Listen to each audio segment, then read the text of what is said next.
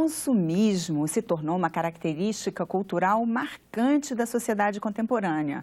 Todos são estimulados a consumir, sem distinção de gênero, poder aquisitivo, nacionalidade e nem mesmo idade. Crianças cada vez mais novas já sofrem as consequências do excesso de consumismo. E é sobre isso que vamos conversar com Renato Godoy, do projeto Criança e Consumo do Instituto Alana. Renato, quais são as consequências do excesso de consumismo às quais as crianças são expostas?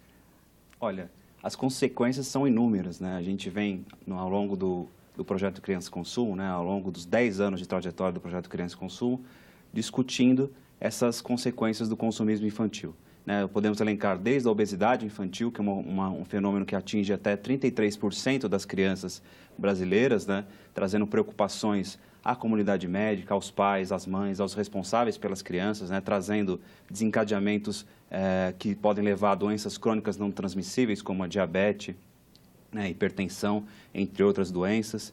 Outro fenômeno bastante discutido pela academia brasileira é o estímulo do consumo, como o consumismo pode gerar, né, os atos infracionais de crianças e adolescentes, né? Há uma pesquisa feita por um órgão ligado ao sistema ONU, né, feita em 2010 na Fundação Casa, que mostra que a maioria das internações ali feitas, né, a Fundação Casa que trata, né, dessa questão do adolescente em conflito com a lei, boa parte daqueles adolescentes ali internos estavam ali relacionados os atos infracionais estavam relacionados a algum tipo de obtenção violenta por objetos de consumo, né?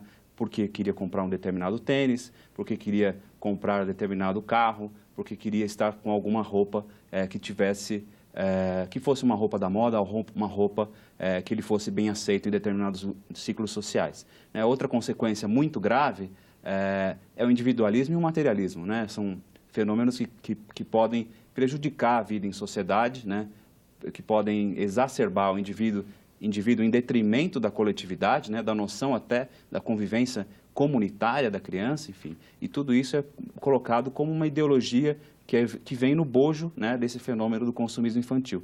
E para nós, né, é importante ressaltar, do Criança e Consumo do Instituto Alana, entendemos que um dos pilares fundamentais da disseminação, da consolidação do fenômeno do consumismo infantil no país e no mundo é a publicidade direcionada ao público infantil. Por isso, nós propomos diversos esforços regulatórios, né, e esforços do mercado, do governo, da sociedade, para impedir esse tipo de prática, né, essa prática considerada abusiva da publicidade infantil. E a publicidade, ela vem por todos os lados, né? Assim, qual é o impacto assim, das novas tecnologias na publicidade para crianças? Eu acho interessante colocar esse ponto, né? Porque nós vivemos estamos em plena, no meio, né, de um processo, uma revolução, né, na forma de se consumir entretenimento e também na forma de se anunciar, né? Com esse um modelo transmediático que nós temos, né, em que a publicidade não se restringe mais a um jornal, a uma revista ou ao intervalo comercial. Ela está em todos os espaços, né, e todos esses espaços são conectados pela internet, né? Então, a publicidade no meio digital, ela tem reorganizado a forma de se fazer publicidade. Então, a publicidade que nós conhecíamos há 10 anos, né, no início do projeto Criança e Consumo, ela hoje é diferente, né? O que persiste, infelizmente, é um comportamento, muitas vezes, antiético de parte do mercado que insiste em anunciar a publicidade para o público vulnerável, para o público menor de 12 anos, conforme estabelece a legislação brasileira, né? Então, hoje, a publicidade nos meios digitais, você tem um fenômeno como os youtubers mirins, né? Hoje, o Brasil é um dos maiores mercados do YouTube no Brasil, né? A rede de compartilhamento de vídeos do Google. O Brasil é um dos maiores mercados dessa plataforma. E entre os 100 canais mais acessados brasileiros, 36 são protagonizados ou voltados para a criança, né? Então, a criança se fizermos um olhar mercadológico sobre a criança, ela representa uma fatia muito grande da audiência dessa plataforma. E parte do mercado, infelizmente, se aproveita da vulnerabilidade e da deficiência de experiência de julgamento da criança, como prevê o artigo 37 do Código de Defesa do Consumidor, para vender seus produtos diretamente às crianças, não dialogando com seus pais, que são os verdadeiros responsáveis pelas compras dos lares, né? E, ao mesmo tempo, se os próprios protagonistas também são crianças, eles também não têm esse mesmo discernimento, né, na hora de propagandear, né, empurrar aquele produto, né, que eles estão fazendo, né? E quais são os esforços que vocês sugerem, então? Como se precaver contra... Com relação à publicidade nesse espaço, que é o espaço digital, na internet, nós realizamos o departamento jurídico do projeto Criança e Consumo do Instituto Alana realizou, em março do ano passado, uma representação enviou uma representação junto ao Ministério Público Federal, apontando 15 casos emblemáticos de empresas que enviavam seus produtos para serem anunciados por youtubers mirins, por crianças que têm canais nessa plataforma de vídeos, né? E essas crianças mostravam os produtos para os seus telespectadores, majoritariamente crianças, né? E faziam, descreviam o que aquele produto tinha e quais eram as qualidades daquele produto, e muitas vezes a gente observou, né, nós do Projeto Criança e Consumo observamos, e vários outros membros da sociedade também observaram e nos enviaram essa denúncia, observou que muitas vezes a disseminação daquele produto, né, a exibição daquele produto por parte da criança, muitas vezes ela acontecia antes mesmo do produto ser lançado, muitas vezes ela acontecia antes mesmo da campanha ser lançada, mostrando, evidenciando, né, que essa é uma estratégia pensada no mercado, né, de usar a criança para fazer um teaser, né, uma pré-campanha publicitária, para que isso seja isso seja disseminado junto àquele público que será o consumidor futuro ali em algumas semanas, né, quando a campanha efetivamente for lançada, para que ela possa consumir aquele produto. Então, nós entendemos que isso configura claramente uma prática abusiva, de acordo com o artigo 37 do Código de Defesa do Consumidor, né, que eu já citei, vai na contramão da prioridade absoluta dos direitos da criança, que está prevista no artigo 227 da Constituição Federal, nossa Carta Magna, e também há diversos dispositivos presentes no Estatuto da Criança e do Adolescente. Vale lembrar que no ano passado, o Superior Tribunal de Justiça julgou procedente um caso enviado, uma representação feita que começou na primeira instância em São Paulo e chegou à instância superior, enviado pelo Instituto Alana, provocado pelo Instituto Alana, julgou procedente a essa tese da abusividade da publicidade direcionada à criança. Então, acho que é importante a gente ressaltar que seja na internet, seja na televisão, seja na escola, seja num parque, onde houver o direcionamento, onde for caracterizado o direcionamento de publicidade para a criança, esse direcionamento está sendo feito à revelia da legislação brasileira e à revelia de uma decisão do entendimento já consolidado do Superior Tribunal de Justiça, com um voto brilhante do relator Herman Benjamin no ano passado, trazendo consolidando essa noção de que a publicidade, quando direcionada à criança, ela não deve ser praticada. E como fica a situação, por exemplo, desses mini youtubers, assim, que não só a criança é o alvo, mas se a própria criança também é o vendedor? Uhum. Nós sempre procuramos fazer com muito cuidado essa discussão dos youtubers mirins, porque nós entendemos, com base na legislação brasileira, que aí é um caso de dupla vulnerabilidade, né? A criança anunciando aquele produto, ela também está na condição de vulnerabilidade, né, segundo a nossa legislação. Então, nós buscamos sempre tratar disso como uma questão comercial, né, a questão de ferir o Código de Defesa do Consumidor e então responsabilizar a empresa que está utilizando-se dessa ferramenta, né, do YouTube, para anunciar para milhares de outras crianças, às vezes milhões, porque esses canais têm muito acesso, né, as pessoas que nos assistem, que têm filhos, podem comprovar isso na prática, né? Muitas vezes as crianças passam horas dos seus dias assistindo a programação em plataformas como o YouTube ou outras plataformas, e a publicidade acaba sendo feita de uma forma ainda mais difícil de identificação para a criança, né? Quando há num programa infantil na televisão e se tem um intervalo comercial, já é difícil para a criança entender qual que é a diferença entre entretenimento e publicidade. Uma pesquisa internacional mostra que somente a partir entre 10 e 12 anos que a criança começa a entender a diferença de entretenimento e de publicidade, começa a ter capacidade de realizar uma análise crítica sobre aquele conteúdo, sobre o caráter persuasivo daquele conteúdo, como é inerente ao discurso publicitário, né? Sim, então, quando há essa diferenciação, já é difícil para a criança. Muitas vezes, quando no YouTube, por exemplo, a criança assiste a um conteúdo e o anúncio se dá durante o entretenimento, se dá com o emissor daquele anúncio, é o youtuber mirim, aí não há qualquer condição, né, de se realizar essa diferenciação entre publicidade e entretenimento, né? Então, trata-se também de um caso de publicidade clandestina, muitas vezes, quando não há nenhuma referência de que aquele conteúdo foi pago, de que aquele conteúdo foi oferecido por uma empresa. E no caso dessas novas tecnologias, às vezes é até mais complicado, porque no mesmo aparelho ali, assim, se a criança está, né, jogando um joguinho, aparece um anúncio, baixa o novo joguinho, ela clica ali, já baixa, já consome ali mesmo, né? Exato. Assim, como é que como acompanhar isso, monitorar isso? O monitoramento dessas novas tecnologias, sem dúvida, é um grande desafio posto para o projeto Criança e Consumo, para toda a sociedade, para os pais, para as mães e para os responsáveis, porque ele se dá cada vez com caminhos mais tortuosos até chegar-se ao anunciante, né? E maneiras mais eficazes de se dialogar diretamente com a criança. Muitas vezes a publicidade não vai aparecer na primeira fase de um determinado jogo, vai aparecer na segunda, na terceira fase, enfim.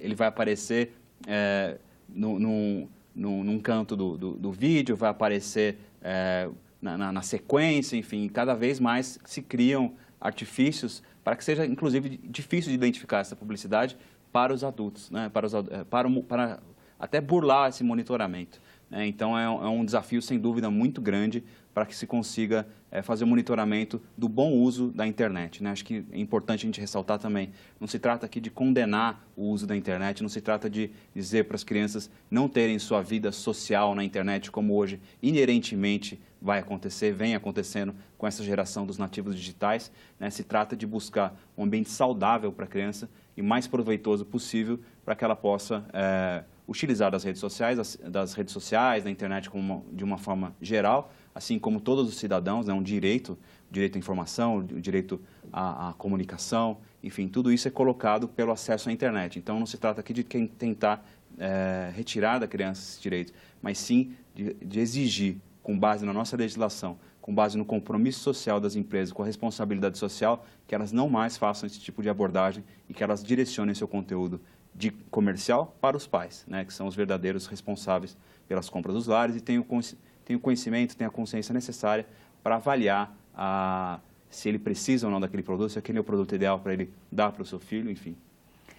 Os pais são os responsáveis, né, como você disse, mas as crianças brasileiras influenciam muito, né? Isso também foi descoberto em todas as áreas, não só os produtos que são para as próprias crianças, como para outras coisas da casa, acaba que elas influenciam a família, né? Assim, isso foi um dado que vocês descobriram, né? Como que isso acontece? Exato. Existem algumas pesquisas internacionais que mostram que a criança tem até 80% de influência nas decisões de compra dos lares, né? E, se elas têm influência na decisão de compra dos lares, infelizmente, acabam influindo também no endividamento dos lares, né? Uma pesquisa recente da Sociedade de Proteção ao Crédito, que trata justamente sobre o endividamento das famílias, mostra que alguns pais e mães já afirmaram terem excedido o orçamento somente para atender aos pedidos de compra dos seus filhos. Mas, como você bem mesmo disse, também não se trata apenas de querer comprar brinquedo, roupas com personagens infantis.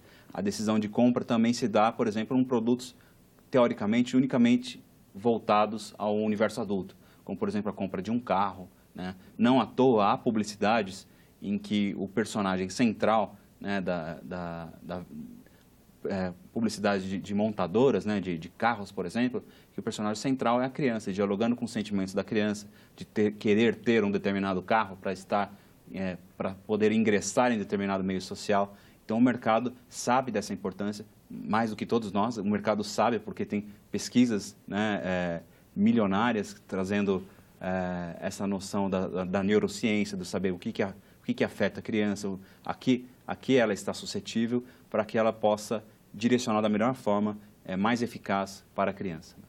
E a própria questão antiga, né, também já denunciada há muito tempo, assim, dos pontos de venda, né, que a gente, mas que continua até hoje. A gente vê que do lado do caixa, o lugar onde, né, os pais estão tentando terminar a compra para poder sair, liberar a fila, e aí já tem ali um monte de balinha, um monte de revistinha infantil, que aí é onde, né, os filhos começam a pedir, me dá, e não, peraí, que não é o momento que a pessoa quer um conflito, né, e isso continua, né? Tem alguma solução para isso prevista? Sem dúvida, isso continua e no nosso entendimento, no entendimento da legislação brasileira, isso trata-se de direcionamento de publicidade, porque a rotulagem também faz parte de uma ação de marketing, né, da empresa, ela não está ali à toa, e o direcionamento, o posicionamento do produto a uma altura em que a criança possa alcançar, né, num local em que ela possa estar esperando ali a mãe pagar, o pai pagar a conta, enfim, ela fica ali suscetível de frente a frente com aquele produto. Isso é um direcionamento de publicidade, né? Isso, eu acho que vale um esforço da sociedade de observar isso, por exemplo, e reclamar de fato, né, numa farmácia ou então num supermercado e dizer que isso está sendo feito à revelia da legislação brasileira que nós temos, né? A revelia do Código de Defesa do Consumidor, da Constituição Federal, do Estatuto da Criança e do Adolescente, da Resolução 163 do CONANDA, emitida em 2014, que trata da abusividade do direcionamento, né? Então, acho que cabe à sociedade buscar o cumprimento da legislação, né?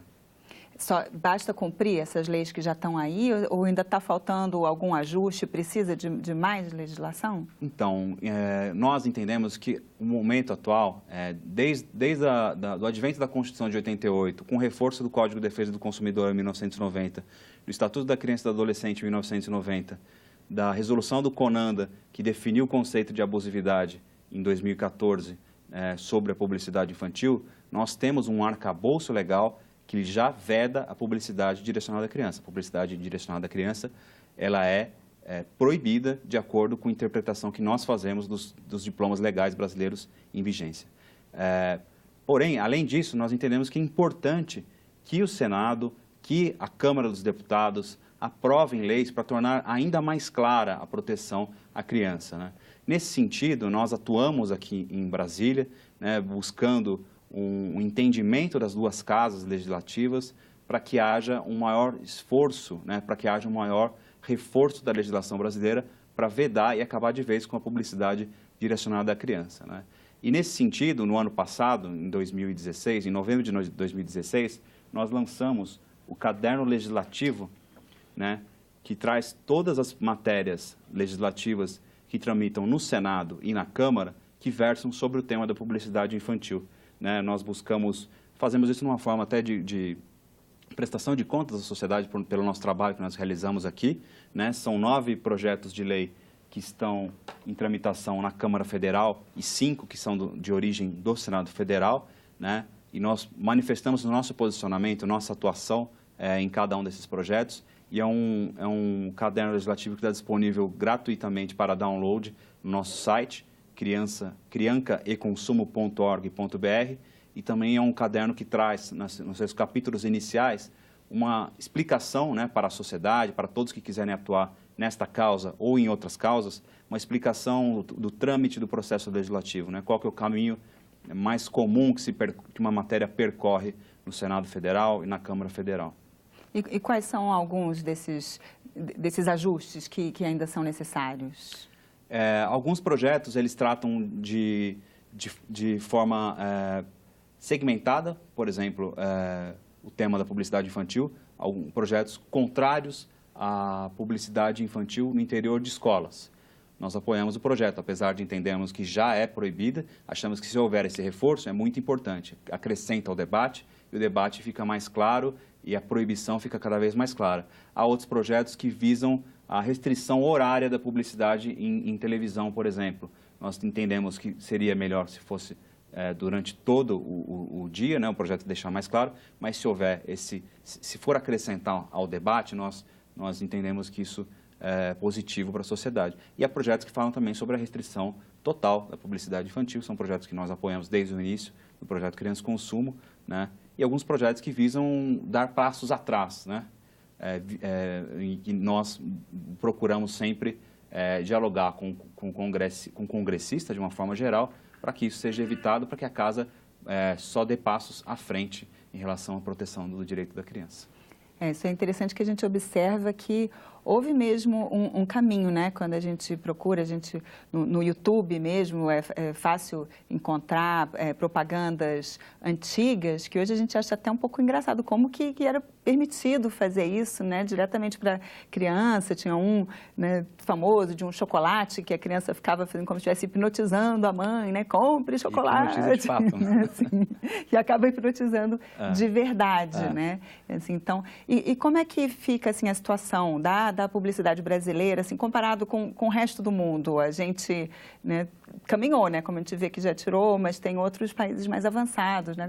Como é que está nossa classificação, nosso ranking? Eu acho que é importante a gente ressaltar que apesar de muitas vezes termos esse embate com setores do mercado, a iniciativa de alguns setores do mercado também tem contribuído para melhorar esse cenário da publicidade no Brasil. Esse tipo de disparate, né, como você mencionou, dessa publicidade, esse tipo de coisa raramente vai acontecer, né? Dificilmente vai acontecer de novo, né? Porque a sociedade não permite mais esse tipo de anúncio, né? Então, há decisões de autorregulamentação da indústria brasileira também que são importantes para o avanço do debate, né? O setor de refrigerantes fez um anúncio importante no ano passado, dizendo que não mais vai anunciar seu produto em programas voltados para crianças, né? Então, acho que isso tem sido tem andado num bom compasso, assim, a força da sociedade civil pressionando o executivo, o legislativo, para que haja uma maior proteção da criança e, ao mesmo tempo, as empresas buscando cumprir sua responsabilidade social. Isso é importante, é fundamental, né? Estar sempre nesse compasso, fazendo que haja um maior respeito à legislação e à criança, né? Mas e com relação ao resto do mundo? Assim, o mundo todo também está caminhando nesse sentido ou tem lugares nem tanto? Olha, felizmente, acho que a gente pode dizer que de 2014 para cá, o Brasil seria o país que mais avançou, ao menos no debate, né?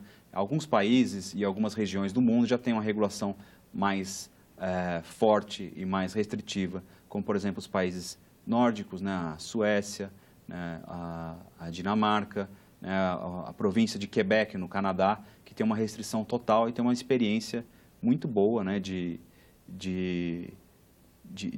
combate ao consumismo infantil, depois que adotaram essas medidas mais duras, mais restritivas com relação à publicidade infantil. São países com alta qualidade de vida, né?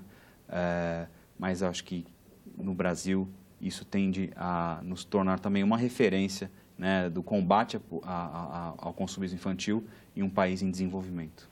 E os próprios produtos, que muitas vezes as embalagens dos produtos também já são planejadas para chamar a atenção das crianças, né? Coloridas, bonitinhas. Isso também precisa ser observado, não é? Eu acho que é um debate para ser feito junto com o mercado, né? Junto com a sociedade, mas de fato há apelos que acontecem nos rótulos, né? Mas é importante ressaltar que isso, as empresas, assim, porque muitas vezes o debate causa um certo, estão querendo até banir os rótulos, etc. Não, os rótulos devem continuar existindo, né, e devem ser feitos de forma a não assediar a criança para o consumo, né, mas é um debate que deve ser feito com bastante cautela, mas de fato os rótulos também fazem parte, né, de uma ação de marketing e também fazem parte de uma estratégia de mercado, né? Vamos continuar acompanhando, então, esse debate. Muito obrigada. Eu que agradeço. Eu agradeço também a você que nos assiste. Se você quiser fazer uma sugestão, ligue 0800 61 2211 ou mande uma mensagem de WhatsApp para 999 661616 e diga que é para o Cidadania da TV Senado. Se você quiser rever esse ou outros programas da nossa grade, acesse nosso site no endereço senado.leg.br/TV. Fique agora com a nossa programação e até a próxima.